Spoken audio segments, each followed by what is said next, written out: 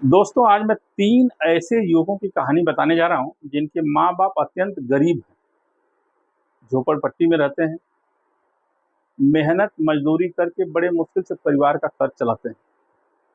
इन तीनों को अपने माँ-बाप के काम में हाथ बटाना मंज़ूर नहीं है। यह काम उनको अपनी तौहीन जैसा दिखता है। तीनों ने मिलकर किराए पर एक घर ले रखा है, झोपड़ी ले रखा है। उस झोपड़ी में फ़िल्म बनाने की योजना कर रहे हैं। वही फ़िल्म जिसमें करोड़ों के खर्च होते हैं।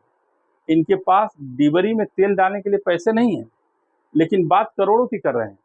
मेरी उनसे कोई जान-पहचान नहीं थी, लेकिन आते-जाते रास्ते में दिख जाने से पहचाने जैसे ही लगने लगे थे। इन्हीं की कहानी मैंने घर में नहीं दाने अम्मा चली भुनाने शीर्षक से लिखा है। सुनें, पहचान तो मेरी नहीं थी, मेरे घर के रास्ते में ही रहते थे। प्रतिदिन आते-जाते दिखने से पहचाने जैसे लगते थे। टीन की टूटी झोपड़ी में किराए पर तीनों रहते थे। देर रात तक दीप जला कुछ पठन-पाठन करते थे। जंग खाए टीन के छिद्रों से दीप प्रकाश निकलता था। निशा समय छत पर गए तो वह सीधे ही दिखता था। पठन-पाठन से जुड़े लोग मुझे बहुत ही भाते हैं। शिक्षित के शिष्टाचार व्यवहार दिल मेरा छू जाते हैं। उनसे मिलने की इच्छा भी कई बार जागी मन में। जाने क्या-क्या पढ़ते हैं सुनसान अंधेरे निर्जन में। एक दिन धीरे-धीरे चलते हम उनके घर आसन्न हुए। देख मुझे अपने घर पर तीनों अत्यंत प्रसन्न हुए। खटिया विहीन घर था उनका, नीचे चटाई बिछाए थे, कोने में डिबरी शीशे की, खूंटी पर लुंगी लटकाए थे। मुझे देख सम्मान हेतु चटाई पर लुंगी भी बिछा दिए। सम्मान से मेरा हाथ पकड़ उस बिस्तर पर बैठा दिया। औपचारिक कुशल-छेन, फिर निवास पर बात हुई। बातों-बातों में तीनों के परिचय की भी शुरुआत हुई। बगल की बस्ती में घर है, माँ-बाप के साथ ही रहते हैं। एकांत देख ये घर लिया, शांति से लिखते पढ़ते हैं। निर्विघ्न काम करने के लिए एकांत बहुत जरूरी है। विघ्न बाधा में पढ़ाई करना सिर्फ एक मजबूरी है। उनकी बातों का मैंने भी पूर्ण रूपेण समर्थन किया। उनकी निष्कपट बातों का दिल से अनुमोदन किया। मैंने पूछा, आप इस समय पढ़ाई कौन सी करते हैं? पूरी रात दीप जलाकर निरंतर पढ़ते ही रहते हैं।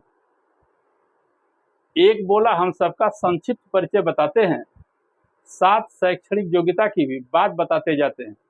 मेरा नाम सलीम है, मैं 10वीं पढ़कर ही छोड़ दिया।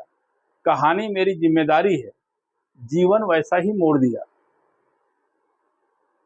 ये मेरा दोस्त राजू है, ये फिल्म निर्माण में भारी है। तीसरा दोस्त अहमद है, वित्त इसकी जिम्मेदारी है। राजू को पूछा मैंने, अब तक कितनी फिल्में बनाए हैं, कितने का निर्माण किए, कितने निर्देशन कराए हैं? राजू बोला, खुद किए नहीं, निर्माता को पहचानता हूँ, कहने पर ना बोलेंगे नहीं, अच्छी तरह जानता हूँ। बिना पूछे ही परिचय की शुरुआत किया। पैसे वालों को जानता हूँ, चटकारे ले इजहार किया। मूसा, रहमान, जाकिर भाई पैसे वाले निज जात हैं, 2-4 करोड़ देना उनके लिए मामूली सी बात। उन तीनों की बातें सुन मैं मन ही मन सोचता रहा, हवा में बातें करते तीनों, ऐसा सच में होता कहाँ? रहने का ठिकाना नहीं, बात करोड़ों की करते हैं, स्थिति अपनी भूल ये तीनों हवा में उड़ते रहते हैं।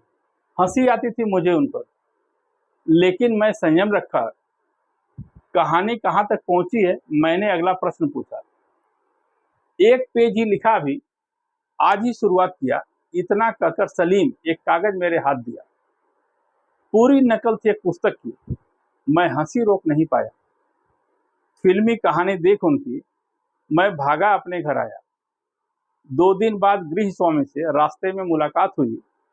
तीनों किराएदारों की भी संक्षेप में उनसे बात हुई।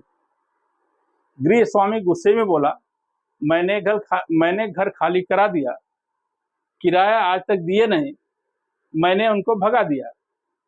ढिबरी में तेल का पैसा नहीं, सिर्फ बातें लंबी करते हैं।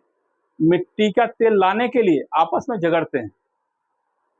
आपस में लड़ लड़ कर घर में आग लगा दिया।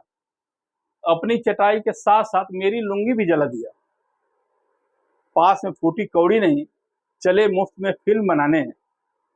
मसाल सही है, घर में नहीं दाने, अम्मा चली भुलाने। मैंने समझाया था, माँ बाप के काम में हाथ बटाओ। बच्चे नहीं हो तुम लोग, उनका सहारा बनते जाओ।